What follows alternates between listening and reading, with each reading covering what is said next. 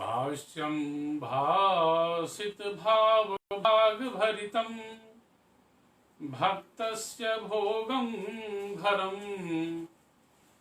भद्रं भद्रकरं भवं भगकरं भव्यं भरुं भास्वरम् भूतं भाव्यविभावकं च भवनं भूतिप्रदं भूमि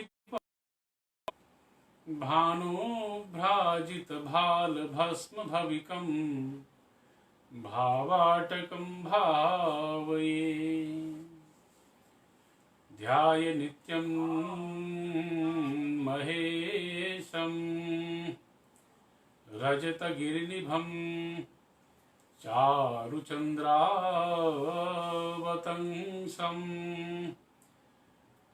रत्नाकल्पोज्ज्वलांगं परशुमृगवराभीतिहस्तं प्रसन्नं पद्मासीनं समन्तातस्तुतिर्ममर्गणैर्व्याघ्रकृत्यं वसानं विश्वाद्यं विश्ववन्द्यं निखिलभयहरं पंचवक्त्रं त्रिनेत्रम् एतद्ध्यानं भगवते शाम्ब सदाशिवाय ब्रह्मवेदस्वरूपाय जटाधराय नमः शिवाय नमः।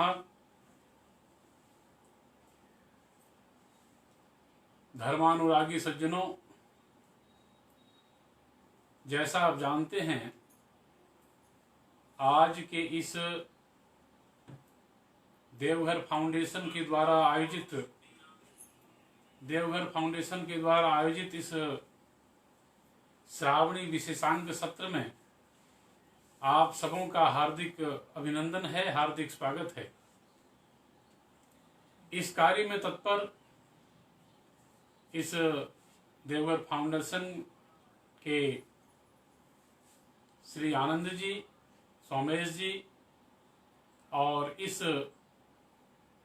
शिव महात्म का लाइव टेलीकास्ट कराने हेतु श्री कार्तिक नाथ ठाकुर जी का मैं हार्दिक अभिनंदन और हार्दिक स्वागत करता हूं कि इस तरह के कार्यक्रम का सीधा प्रसारण आज हमारे सिटी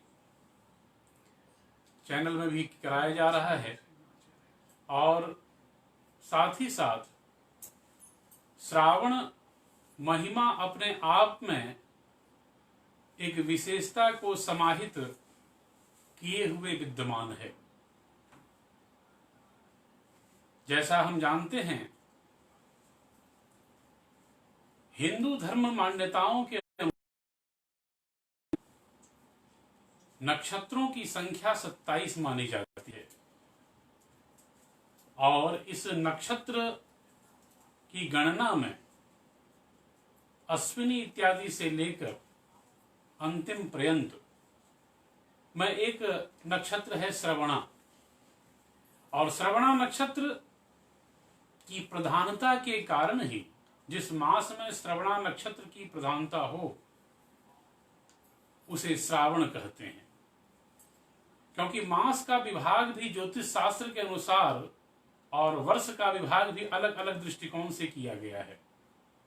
सौर मास, चांद्रमास, श्रावण मास, नक्षत्र मास, इन सभी की गणना में अलग अलग विभाग इसके बताए गए हैं।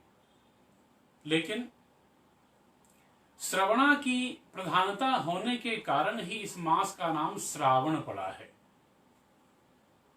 और इसी 27 नक्षत्रों का प्रभाव जब 4 दिशाओं में पड़ता है तो किसी न किसी रूप में वह संख्या 108 तक पहुंचती है।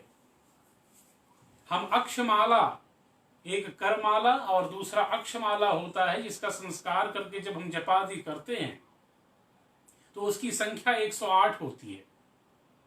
और उस 108 की संख्या को इस अक्षमाला से जोड़ा गया है, क्योंकि 27 नक्षत्रों का प्रभाव किसी न किसी रूप में पूर्व दिशा की ओर 27 नक्षत्रों का प्रभाव पश्चिम दिशा की ओर, 27 नक्षत्र का प्रभाव उत्तर की ओर और 27 नक्षत्रों का प्रभाव दक्षिण की ओर पड़ता है। तो इसका यदि हम इसको योग करें तो कुल संख्या 108 की होती है। इसलिए उस माला के जाप में कहीं न कहीं अकार आदि छकार पर्यंत उस 108 प्रभाव की भी गणना की जाती है। और आज इस श्रावण महीने में खासकर जब हम देखते हैं तो समुद्र का मंथन करने के बाद उससे 8 और 9 प्रकार की निधियां उत्पन्न हुई और उस 9 प्रकार की निधियों में किसी न किसी रूप में कौस्तुभ नाम की मणि, पारिजात नाम का वृक्ष, उच्च सवा नाम का घोड़ा, ऐरावत नाम का हाथी और ठीक इसी प्रकार कौस्तुभ नाम की मणि, विष और अमृत, इन सभी का प्रादुर्भाव स्थल वह समुद्र रहा है। तो उस निधियों को, उस तत्वों को लेने के लिए अलग अलग देवता बड़े ही व्याकुल चित्त हुए। लेकिन जिस शिव तत्व की हम चर्चा कर रहे हैं, शिव का अर्थ ही संस्कृत व्याकरण शास्त्र में शिव कल्याण का वाचक माना गया है और उस कल्याण के वाचक माने जाने के कारण ही शिवता में ही पवित्रता विद्यमान है। इसलिए उस शिव तत्व की चर्चा इस श्रावण मास में, और श्रावण मास रस वैलक्षण्य का प्रतीक है, यानी आषाढ़ और श्रावण इत्यादि जो है वह जल वृष्टि का साधन माना जाता है। और इस रस तत्व को लेकर ही किसी न किसी रूप में हम तैत्तिरीयोपनिषद की ब्रह्मानंद वल्ली को जब हम देखते हैं तो उसमें स्पष्ट रूप से कहा गया है, रसो वै सह जम लब्ध्वानंदी भवति लोका। रस तो वही है और सह शब्द से किसी न किसी रूप में साक्षात परमपिता परमात्मा परब्रह्म, जो कि सगुण सविशेष साकार सविकल्पक रूप में भी विद्यमान है और वही परमात्मा निर्गुण निर्विशेष निराकार और निर्विकल्पक रूप में भी विद्यमान है। तो इस प्रकार जो परमात्मा साकार और निराकार इन दोनों रूपों में विद्यमान है, उन परम पिता परमात्मा की चर्चा यदि उस रस वैलक्षण्य के इस मास में किया जाए तो सच पूछिए तो अनंत फल की प्राप्ति होती है, क्योंकि यह युग वैज्ञानिक युग है। इसमें बिना विज्ञान की कसौटी पर कसे धर्म को भी त्राण नहीं है। हम धर्म की को परिभाषित भी करते हैं तो विज्ञान के दृष्टिकोण से करते हैं कि आखिर इसका वैज्ञानिक कारण क्या है। हम भस्म लगाते हैं, उसका वैज्ञानिक कारण क्या है। हम तिलक धारण करते हैं, उसमें वैज्ञानिक कारण क्या है। हम यज्ञोपवीत संस्कार धारण करते हैं, उसका वैज्ञानिक कारण क्या है। तो निश्चित रूप से आजकल के श्रोता और दर्शक भी किसी न किसी रूप में उसको वैज्ञानिक कसौटी पर कसकर ही उसका परीक्षण करके और तब उसे स्वीकार करते हैं। श्रावण महीना और खासकर बैद्यनाथ धाम की ये भूमि, आज प्रदोष का व्रत और सौभाग्य से मेरा जन्म दिवस भी है। तो यह सौभाग्य अद्भुत है, क्योंकि किसी भी संसार के कार्य को करने में एक ही उद्देश्य समाहित होता है, वह है आनंद। सकल प्रयोजन मौलीभूतम, सभी प्रयोजनों के मूल में, सभी प्रयोजनों के शीर्ष पर आनंद ही विद्यमान होता है।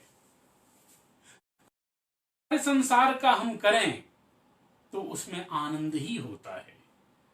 आनंदम वै ब्रह्म व्यजानात आनंदात वै प्रजा प्रजायन्ते आनंदात वै जातानि जीवन्ति आनंदे प्रयन्त्यभिसंविशन्ति। तैत्तिरीयोपनिषद ब्रह्मानंद वल्ली। क्योंकि आनंद से ही सभी कुछ उत्पन्न होते हैं और आनंद के में उत्पन्न होने के बाद आनंद से ही वो सत्ता को प्राप्त करते हैं और अंत में आनंद में ही समाहित हो जाते हैं। छोटा सा उदाहरण लेते हैं इसमें।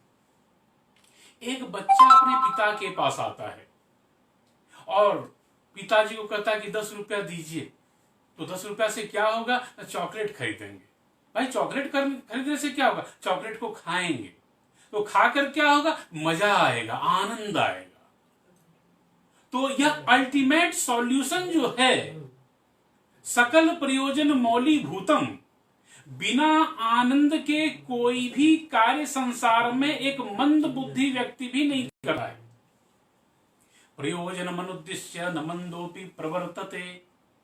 काव्य प्रकाशकार आचार्य मम्मट ने अपने काव्य प्रकाश में कहा है कि एक मंद बुद्धि बालक भी तब तक किसी कार्य में प्रवृत्त नहीं होता जब तक प्रयोजन, जस्टिफिकेशन, औचित्य, कारण विद्यमान न हो। तो इसलिए इस शिव महात्म्य कथा का प्रयोजन क्या है? What is the justification of this Shiv Mahatmya? इसका प्रयोजन क्या है? परब्रह्म परमात्मा की प्राप्ति, धर्म, अर्थ, काम और मोक्ष, पुरुषार्थ चतुष्टय की प्राप्ति। आचार्य कुमारिल भट्ट जो मीमांसा दर्शन के बहुत बड़े विद्वान थे। मीमांसा दर्शन 2 भागों में बटा हुआ है, पूर्व मीमांसा और उत्तर मीमांसा। तो उसमें पूर्व मीमांसा को ही मीमांसा दर्शन कहते हैं। उस मीमांसा दर्शन के प्रकरण ग्रंथ यानी प्राइमरी बुक में आचार्य कुमारिल भट्टपाद क्या कहते हैं? सिद्धार्थम ज्ञात संबंधम श्रोतुम श्रोता प्रवर्तते शास्त्रादौ तेन वक्तव्यः संबंध सप्रयोजनः। यानी सिद्धार्थम ज्ञात संबंधम श्रोतुम श्रोता प्रवर्तते। श्रोता की प्रवृत्ति किसी विषय में तब तक नहीं होता जब तक संबंध ज्ञात न हो जाए, जब तक प्रयोजन स्पष्ट न हो जाए, जब तक लक्ष्य साफ न हो जाए, तब तक श्रोता की प्रवृत्ति नहीं होती है। श्रोतुम श्रोता प्रवर्तते, इसलिए शास्त्रादौ तेन वक्तव्यः, शास्त्र की आदि में, शास्त्र के प्रारंभ में ही यह बात कही जानी चाहिए। श्रोतुम श्रोता प्रवर्तते शास्त्रादौ तेन वक्तव्य संबंधः सप्रयोजनः। यानी उस विषय के साथ श्रोता का, उस विषय के साथ सामाजिक का, उस विषय के साथ अध्येता का क्या संबंध है, उस संबंध को कहा जाना चाहिए। तो यहां पर हम श्रावणी विशेष भगवत चर्चा करते हुए भगवान शिव की चर्चा, और भगवान शिव जितने छोटे शब्द में हैं उतने ही संसार की व्यापकता को, अनंत कोटि ब्रह्मांड नायकत्व को लिए हुए हैं। क्योंकि प्रमाण अज्ञात ज्ञापक होता है, अकृत कारक नहीं। प्रमाण अज्ञात वस्तु का भी ज्ञान करा देता है, लेकिन जो संसार में अकृत हो, जो कभी किया ही न गया हो, उसका वह प्रकाशक नहीं होता। हम एक बल्ब के द्वारा सभी वस्तुओं का अवलोकन कर सकते हैं जो दृश्य पदार्थ हैं। प्रकाश एक अभिव्यंजक है, संकेतक है। प्रकाश वह बतला देने वाला है। उसी प्रकार उससे जो प्रकाशित वस्तु है, वह वस्तु उस प्रकाशक का प्रकाशक नहीं हो सकता। यह एक दार्शनिक तथ्य है कि ज्ञान का ज्ञान करा दे ऐसा कोई संसार में ज्ञान नहीं बना। तो संसार में ज्ञान का ज्ञान करा दे ऐसा कोई ज्ञान नहीं है। ये ज्ञान होने के बाद ही ज्ञान होता है इसका। शिव और जीव में एक दीवाल, एक सूत्र, एक तिनके का अंतर है। बीच में है माया शक्ति, पीछे में है जीव शक्ति और आगे शिव शक्ति।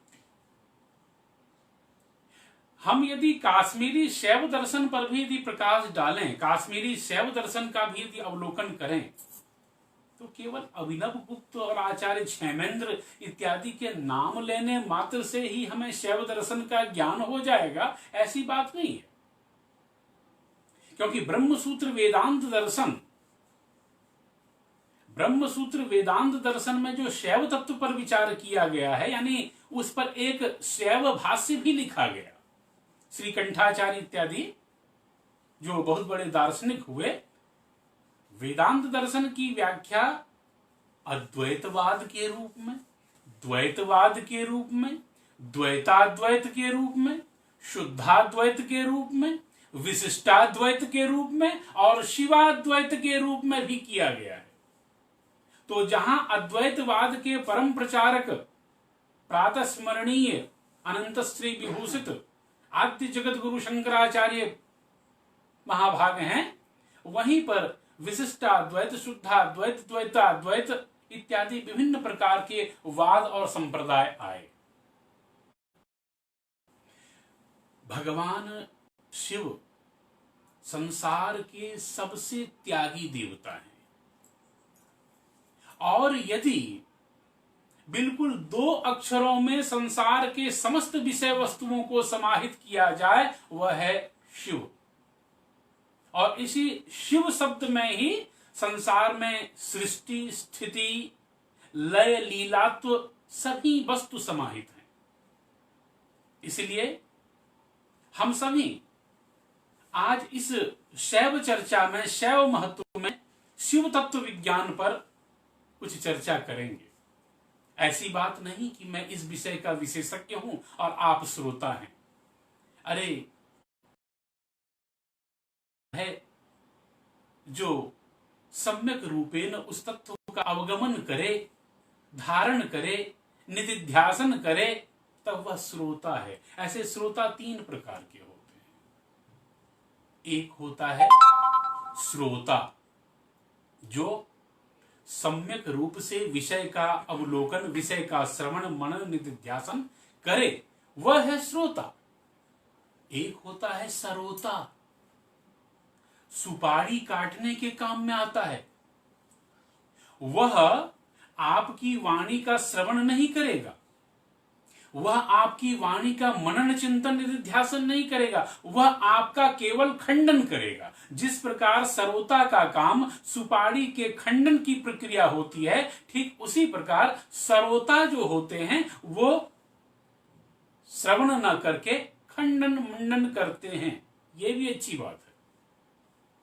एक होता है सोता, न वह खंडन मंडन करेगा, न वह श्रवण, निधिध्यासन इत्यादि करेगा, वह केवल विषय से बिल्कुल अनभिज्ञ होकर सोता, यानी शयन करेगा। और इसी प्रकार ग्रहण करने वाले शिष्य का भी लक्षण, गुरु का लक्षण 3 प्रकार का होता है। गुरु 3 प्रकार के होते हैं। प्रथम कि आपको पाठ बतलाकर बीच बीच में वो कहते रहेंगे, क्या इसका अभ्यास कर रहे हो, क्या जपादि प्रक्रिया कर रहे हैं, क्या इष्ट प्रवृत्ति कर रहे हैं, क्या आपके द्वारा बीच बीच में पुरुषचरणादि की क्रिया हो रही है, क्या पुराण का वाचन कर रहे हैं, क्या कर्मकांड परक सूत्रों की व्याख्या कर रहे हैं, ये आपको बीच बीच में वो कराते रहेंगे। मध्यम हुआ कि आपको कह दिया, आपको सिद्धांत बता दिया, आप कीजिए अथवा न कीजिए, ये आपका धर्म है। और एक कि आप करें अथवा न करें, उसको कोई लेना देना नहीं है। तो इसमें तृतीय प्रकार के जो गुरु होते हैं वो निम्न श्रेणी के माने जाते हैं। जिस प्रकार उत्तम वैद्य कंठ पर चढ़कर औषधि का पान करा देता है, ठीक उसी प्रकार गुरु भी शास्त्र का अवगमन आपके कंठ पर चढ़कर, आपकी छाती पर चढ़कर यदि करा दे, वह उत्तम गुरु है। तो इस प्रकार संसनात शास्त्रम, जिसका हम संसन करें, जिसका अनुशासन करें, उसे शास्त्र की संज्ञा दी गई है। और आज हम इस लाइव चैनल के माध्यम से शिव तत्व पर विचार इसलिए किया जा रहा है क्योंकि तीनों सृष्टि, स्थिति और संहारक, कोई कहते हैं कि शिव केवल संहारक हैं, ऐसी बात नहीं। यदि हम कदाचित काश्मीरी शैव दर्शन का अध्ययन करें तो उसमें स्पष्ट रूप से उनकी 5 कृतियां बताई गई हैं, जिसमें सृष्टि भी है, जिसमें स्थिति भी है, जिसमें संहार भी है, जिसमें तिरोधान भी है और जिसमें अनुग्रह भी है। अरे उनके अनुग्रह को तो अद्वैत भाष्यकार भगवान शंकराचार्य ने भी अपने ब्रह्मसूत्र वेदांत दर्शन के 2य अध्याय के 3 पाद में स्पष्ट रूप से कह दिया, परातु तच्छ्रुते है। इस सूत्र के भाष्य में उन्होंने कहा कि तदनुग्रह हेतु के नेव विज्ञानेन मोक्ष सिद्धिर्भवितुमर्हति। परमात्मा की कृपा हो जाए, भगवत तत्व की कृपा हो जाए, गुरु तत्व की कृपा हो जाए, तो हम तदनुग्रह हेतु के नेव, उनके ही कृपा के फलीभूत होकर मोक्ष सिद्धिर्भवितुमर्हति, मुक्ति भी तब मिल सकती है यदि कदाचित उनकी भक्ति प्राप्त हो जाए। कहीं कहीं किन्हीं महानुभावों ने मुक्ति को भक्ति से श्रेष्ठ माना है, लेकिन यदि हम सूक्ष्म अवलोकन करें तो मुक्ति भी सायुज्य, सामीप्य, सारष्टि इत्यादि के भेद से 4-5 प्रकार की मुक्ति मानी गई है। लेकिन मुक्ति, भक्ति मुक्ति शताधिका। हम कदाचित यदि धर्म सम्राट स्वामी कृपात्री जी महाराज के लिखे हुए भक्ति रसार्णवादी ग्रंथों का, भक्ति रस विमर्श इत्यादि ग्रंथों का यदि सम्यक रूप से अवलोकन करें तो उनमें उन्होंने भी भक्ति को मुक्ति से कहीं अधिक माना है। और आज के इस दौर में किसी के प्रति जितना हमारी भक्ति होती है उतना ही फलाफल हमें अधिक मिलता है, क्योंकि हमारा सरेंडरनेस, हमारी शरणागति जितनी अधिक होगी, your 100% surrenderness is necessary for your education, for your devotion, for your salvation. आपकी 100% शरणागति ईश्वर के प्रति, शिक्षा के प्रति, मुक्ति के प्रति, भुक्ति के प्रति होगी, उतना ही फलाफल आपको मिलेगा। तो इस प्रकार शिव तत्व विज्ञान शिव कल्याण की वाचक हैं, और कल्याण ऐसे नहीं मिलता। पूरे शिव तत्व विज्ञान पर आज हम प्रकाश यदि डालें, शिव के मूर्ति को यदि ध्यान में रखें, तो आपको स्पष्ट यह हो जाएगा कि वह भगवत्ता है क्या। भगवान शिव कैलाश में बैठे हुए हैं, वृषभ उनका वाहन है, भगवती जगदम्बा, पराम्बा, राज राजेश्वरी, परा भट्टारिका, ललिता, महात्रिपुर सुंदरी उनके बगल में विद्यमान है, कर्तुम अकर्तुम अन्यथा कर्तुम समर्था। तो इस प्रकार राज राजेश्वरी शक्ति के रूप में विद्यमान है। शक्तिश्च द्विविधा देवी गुप्ता व्यक्ता महेश्वरी, उदाहरण तंत्र। शक्ति 2 प्रकार की होती है, एक गुप्त शक्ति जो अपने अंदर विद्यमान होती है, जो हमें प्रस्फुरित करती है, स्पंदन कराती है, अनुभूति कराती है, वह गुप्त शक्ति है। और व्यक्त शक्ति, आप संसार में माता के रूप में, आप अपनी भार्या के रूप में जिसे आप देखते हैं, कहीं बहन के रूप में, कहीं मां के रूप में, विभिन्न प्रकार का स्त्रियः समस्ता स्तव देवी वेदा, ये जितनी सारी स्त्रियां हैं वो सब आप ही की भेद हैं।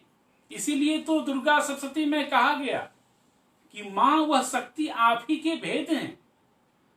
तो इसलिए गुप्त और व्यक्त शक्ति से युक्त भगवान सदाशिव बैठे हुए हैं। अब उनके उस विज्ञान पर प्रकाश हम डालें तो उसके बाद धीरे धीरे दूसरे दिन हम लोग कथा में भी प्रवेश करेंगे। लेकिन यदि पूर्ण रूप से यदि उस मूर्ति विज्ञान पर हम प्रकाश डालें तो भगवान शिव ने मस्तक पर चंद्रमा को धारण किया है, उनके शीर्ष में त्रिपुंड को धारण किए हुए वो बैठे हैं, जिनके कंठ में विष है, नाग वासुकी जिनके आश्रयीभूत है, जिन्होंने रुद्राक्ष की माला को धारण किया है, जो मृगचर्म पर बैठे हैं, व्याघ्रामर को धारण किए हुए हैं। तो इस प्रकार हम लोग अभी की ध्याये नित्यम महेशम रजतम, उस रजत यानी चांदी के में कदाचित वह चाकचक्यमान प्रकाशमान देदीप्यमान द्युतिमान द्युतिशील वह कोई पर्वत हो तो रजत गिरि निभम चारु चंद्रावतंसम, यानी उस चंद्रमा की चारुता को धारण किए हुए रत्ना कल्पोज्वलांगम, जिनके अंग कैसे हैं तो रत्न की यदि कल्पना की जाए और सैकड़ों हजारों हजार करोड़ों करोड़ रत्न की जो आभा होती है उसकी आभा के तुल्य आभा वाले रत्ना कल्पोज्वलांगम परशु मृगवरा भीति हस्तम, यानी भीति यानी डरे हुए के लिए वरदहस्त वो हैं। ऐसे भगवान सदाशिव नटराज, इसी नटराज को देखकर ही तो भगवान कृष्ण को नटवर कहा गया है। नटम वरयति इति नटवरः, जो उस नटराज उस सदाशिव का ही वर्ण कर ले।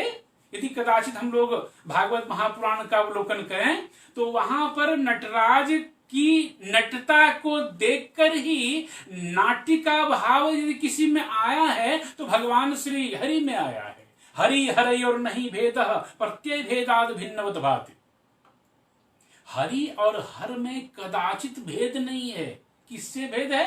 प्रत्यय भेदाद। प्रत्यय के दो अर्थ होते हैं। व्याकरण शास्त्र की दृष्टि में प्रत्यय बाद में लगता है, उपसर्ग पूर्व में लगता है। इंग्लिश में इसको प्रीफिक्स और सफिक्स कहते हैं। प्रीफिक्स यानी जो प्री यानी पहले जिसको फिक्स किया जाए, और सफिक्स यानी पोस्ट फिक्स जिसको बाद में फिक्स किया जाए। तो प्रत्यय व्याकरण शास्त्र के अनुसार हर में ई प्रत्यय यदि लगा दिए तो हरि बना, और वह हटा हर बन गया। तो हर और हरि में व्याकरण शास्त्र की दृष्टि से केवल ई प्रत्यय का अंतर है, हर और हरि बना। और प्रत्यय का एक और अर्थ होता है विश्वास। आपका विश्वास जिसमें जैसे जितना अधिक होगा उतना ही वह आपको फलवान अधिक होगा। क्योंकि कहा भी गया है, काष्ठे न विद्यते देवो पाषाणे न मृगमय भावे विद्यते देवो तस्माद भावो ही कारणम। कहीं कहीं कहा गया है तस्माद भावावलंबनम, यानी भावावलंबनम। ये कुलार्णव तंत्र में कहा गया है कि लकड़ी में, पाषाण में, मूर्ति में देवता विद्यमान नहीं होते। आपने जो भावना की है उसमें कि ये शिव तत्व से विद्यमान हैं, तो उस में ही देवता विद्यमान होते हैं। इसलिए आपकी भावना ही प्रबल है। इस भावना की प्रबलता को लेकर ही हम किसी न किसी रूप में उस तत्व को स्वीकार करते हैं। अब हम किसी न किसी रूप में जब उनके उस बाह्य शक्ति को हमने देखा, उस आंतरिक शक्ति को देखा, गुप्ता व्यक्ता महेश्वरी, भगवान शिव ने मस्तक पर चंद्रमा को धारण किया है। जब सोमनाथ ज्योतिर्लिंग के बारे में कुछ हम लोग चर्चा करेंगे तो फिर हम लोग उस पर आएंगे, लेकिन अभी शिव तत्व विज्ञान पर हम लोग चर्चा कर रहे हैं, तो कहीं विषय से विषयांतर न हो जाए। भगवान शिव ने मस्तक पर चंद्रमा को धारण किया है, 16 कलाओं से युक्त है वह चंद्रमा।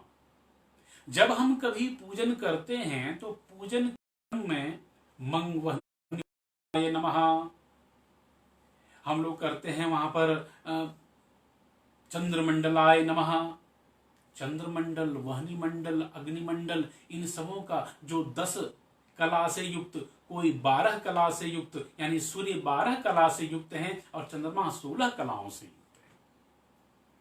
तो उन 16 कला से युक्त चंद्रमा जो टेढ़े रूप में भी यदि विद्यमान है भगवान शिव पर, तो वह टेढ़ा रूप में युक्त चंद्रमा भी सुशोभायमान होता है, प्रकाशमान होता है।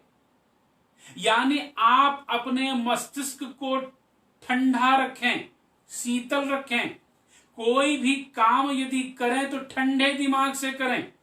उस पर भी गंगा को धारण उन्होंने किया है कि आपका मनो मस्तिष्क किसी भी कार्य के प्रति बिल्कुल 100% शरणागति वाला हो, मस्तिष्क ठंडा रहे।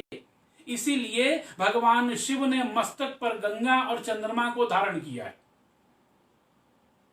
यानी कोई भी कार्य हम तब तक नहीं कर सकते जब तक हम में एकाग्र चित्तता न हो, जब तक तन्मयता न हो, जब तक तदाकाराकारिता वृत्ति न हो। यदि हम में तदाकाराकारिता वृत्ति है, यदि तन्मयता है, तो निश्चित रूप से ठंडे दिमाग से हम कोई भी कार्य कर सकते हैं।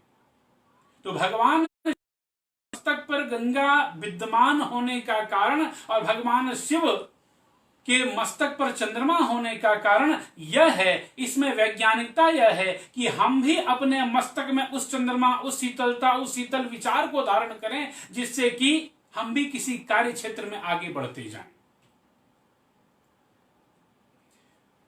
उसके बाद त्रिपुंड, त्रिपुंड जिनके 3 पुंड हों, ऊर्ध्व पुंडं मृदा कुर्या त्रिपुंडं तु भस्मना। ऊर्ध्व पुंड हम लोग वैष्णवों को देखते हैं धारण करते हुए, और त्रिपुंड प्रायः शैव धारण करते हैं। खास करके ये शक्तिपीठ का क्षेत्र है, तो इसमें तो अंतः साक्ता वही शैवा सभायाम वैष्णवा मता नाना रूप धरा कौला विचरंती हम ही तले। शक्तिपीठ में तो अंतर शाक्ता, अंतर में शाक्त के उपासक हैं, बहिर्शैवा, बाहर में आपको शैव दिखाई पड़ेंगे, सभायाम वैष्णवा मता, और सभा में तो ऐसा आचरण करेंगे कि वह परम वैष्णव है। नाना रूप धरा कौला, नाना रूप धारण करने वाले तंत्र शास्त्र विशेषज्ञ जो भी हैं, शक्ति के उपासक शाक्त, विचरंती है महितले, इस संसार में वो विचरण करते हैं। भगवान शिव ने 3 प्रकार की रेखाओं को, जो कि प्रातः सवन, मध्याह्न सवन और सायं सवन का प्रतीक है, प्रातःकालीन यज्ञ, मध्याह्नकालीन यज्ञ और सायंकालीन यज्ञ, उस त्रिकाल यज्ञ का प्रतीक वह त्रिपुंड है। और त्रिपुंड भी शीतल। यानी एक बार भगवती पराम्बा पार्वती ने कहा कि प्रभु, ब्रह्माणी को ब्रह्मलोक में ब्रह्मा जी रखते हैं, कहां विष्णु लोक में देखिए कितने ऐश्वर्य और संपन्नता को लेते भगवान श्री हरि उन्हें अपने पास रखते हैं, और आप मुझे इस कैलाश की भूमि, शमशान भूमि में क्यों रखते हैं? तो भगवान शिव ने बड़े ही विनोद पूर्वक है श्री जगदम्बा को कि देखो, जो ब्रह्मा जी का भक्त होगा ना, वही मरने के बाद ब्रह्मलोक में ब्रह्मा जी से भेंट करने जाएगा। जो भगवान श्री हरि का भक्त होगा, वही कदाचित हरि का स्मरण करते करते यदि देहपात उसने किया, देहावसान हुआ, तो अंत में जाकर वह भी श्री हरि को प्राप्त करेगा। लेकिन मैं तुम्हें 100% गारंटी के साथ कहता हूं कि ब्रह्मा का भक्त हो अथवा न हो, विष्णु श्री हरि का भक्त हो न हो, मेरा भक्त हो न हो, किसी न किसी रूप में शमशान भूमि में तो वो आएगा ही।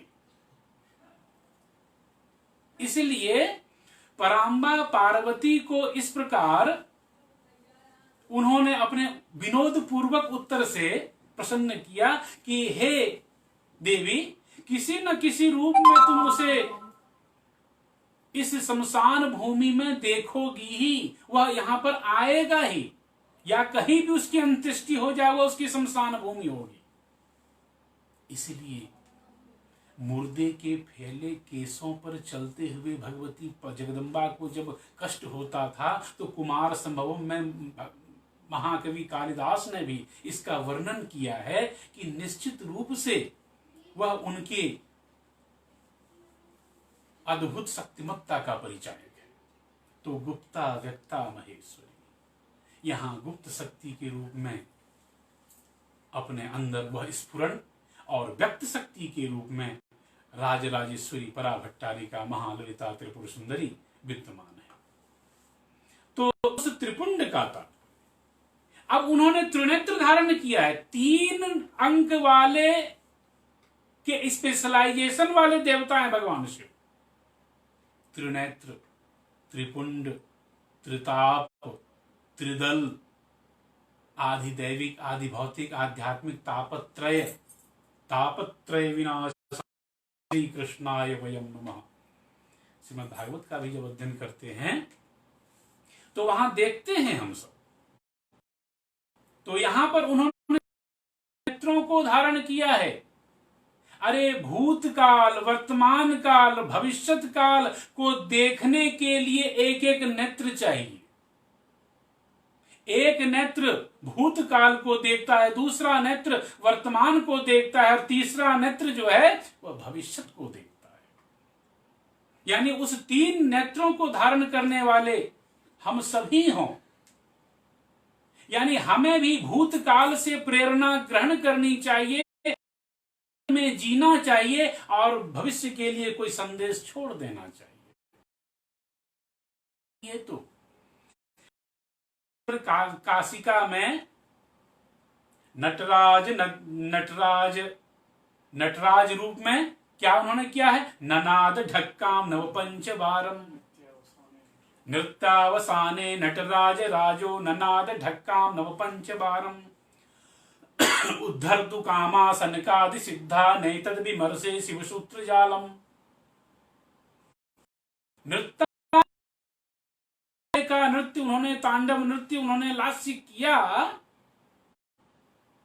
तो उस नृत्य करने के क्रम में उन्होंने अपने डमरू को नवपंच बार 5 बार बजाया।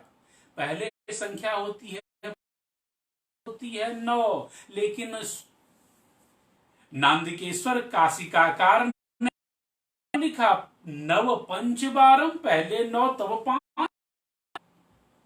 अरे जो है वह नव भगवती नव दुर्गात्मिका राजराजेश्वरी पार्वती का सूचक है, और पंच जो है वह पंचानन है। इसे किसी भाष्यकार ने अभी तक क्लियर नहीं किया है। योग दर्शन को देख लें, वहां भी नवपंच बारम का उल्लेख शक्ति और शिव के रूप में नहीं दर्शाया गया। या अन्य काशिकाकार को ले लें या और अन्य भी शब्द को ले लें, अन्यान्य सभी भाष्यकारों ने स्पष्ट रूप से इस बात को नहीं संकेत किया कि नवपंच बारम, what is the etymological meaning of नवपंच बारम। तो नव दुर्गात्मिका राजराजेश्वरी शक्ति का प्रतीक है और पंच पंचानन भगवान शिव का द्योतक है, संकेतक है, अभिव्यंजक है। इसलिए नवपंच बारम तु कामा सनकादि सिद्धा, यानी उस सनकादि सिद्धों को उद्धार करने के लिए उद्धार करना ही कामना इच्छा है जिनकी, बहुब्रीहि समास। तो उद्धर्तु कामा विमर्शे शिव सूत्र जालम, इस शिव के 14 माहेश्वर सूत्रों को आप यदि कभी कभी भगवान का रुद्राभिषेक करें तो रुद्राष्टाध्यायी से तो होता ही है, नहीं तो नमस्ते 16 मंत्र से तो कर ही सकते हैं, और नहीं समय मिले तो अयोन रीलरिक अयोंग अयोच वरट इत्यादि सूत्र 14 माहेश्वर सूत्रों से भी उनका यदि सूत्राभिषेक करें तो भगवान अत्यंत प्रसन्न होते हैं।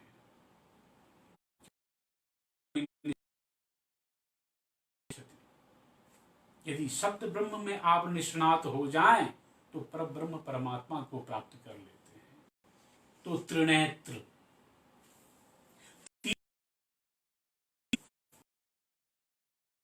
वर्तमान काल और तीसरा भविष्यत काल का दिग्दर्शन करने के लिए। इसके बाद अब पुनः इस क्रम को आगे बढ़ाएंगे, थोड़ा और आगे चलते हैं। विष का पान किया है, नीलकंठ है, नीला है कंठ, ध्यान दीजिएगा। उज्ज्वल नीलमणिकार ने बहुत प्रकार के भक्ति के लक्षण कृष्ण पर बताए हैं और ऐसा माना कि भगवान ने भी नीलमणि को धारण किया है जो कंठ में विद्यमान है।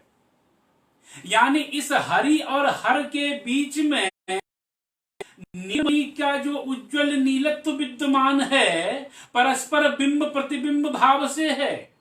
यानी हरि में हर विषयक जो प्रयोगात्मकता विद्यमान है वह शिव का बिंब प्रतिबिंबित रूप में हर में जा रहा है और किसी न किसी रूप में हर का विद्यमान भाव उस हर में जा रहा है।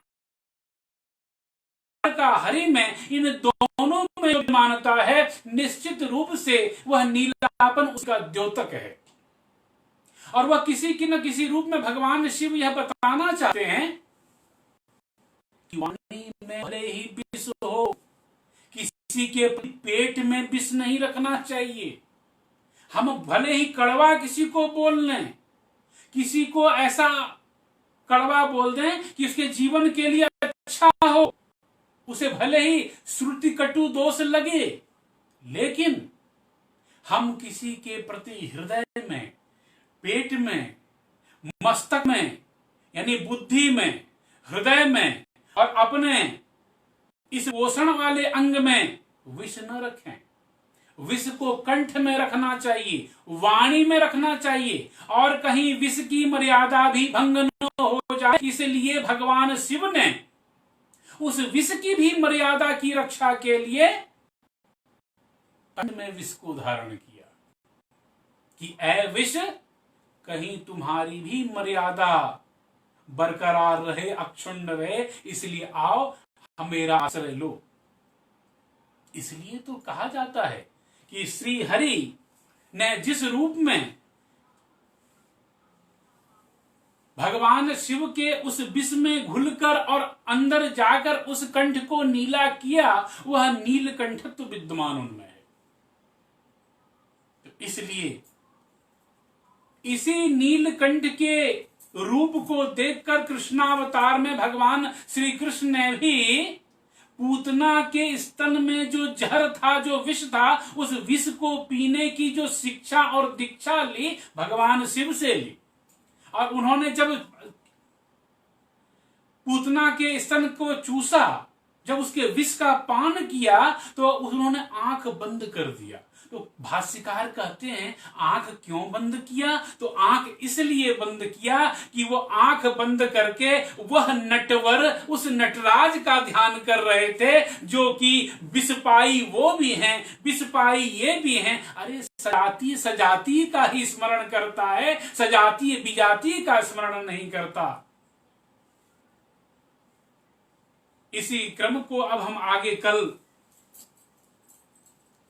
निश्चित रूप से आगे बढ़ाएंगे।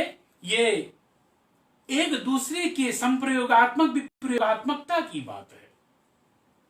केवल शिव कथा, संपूर्ण शिव कथा में किसी न किसी रूप में वैज्ञानिकता विद्यमान है, रिसर्च करने वाला चाहिए। अरे एक शब्द उस शिव के ऊपर में यदि हम जन्म जन्मांतर, कोटि कल्पांतर, समय समयांतर, काल कालांतर तक यदि हम शोध करते रहें, फिर भी यह शोध पूर्णता की प्राप्ति नहीं कर सकता। इसलिए इस शिव तत्व के महात्म को आगे बढ़ाते हुए हम लोग कल पुनः फिर, समय सीमित है और इस समय सीमित में ही हम लोगों को सब चर्चा करते हुए आगे निकलनी है। कुछ पौराणिक विषय और अंततोगत्वा रक्षाबंधन के दिन कुछ उसके महात्मा, शिव चर्चा और संस्कृत दिवस को लेते हुए हम लोग आगे बढ़ेंगे। तब तक के लिए हर हर महादेव।